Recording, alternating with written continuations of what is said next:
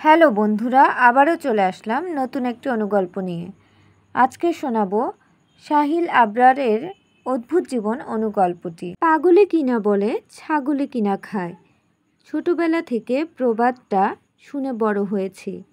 আসলেই তো, পাগলে তো কত কিছুই না বলে আর ছাগলে তো কত কিছুই না খায়। কিন্তু পাগলের সব কথাই কি ফেলে দেওয়ার মতো?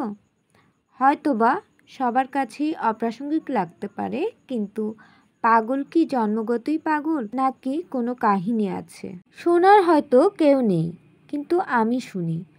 বাবা মা ষড়যন্ত্রে মারা যাওয়ার পর আর সমস্ত সম্পত্তি গ্রামের নেতার কবলে যাওয়ার পর থেকে তো রাস্তার এই পাগলেরাই আমার আপনজন।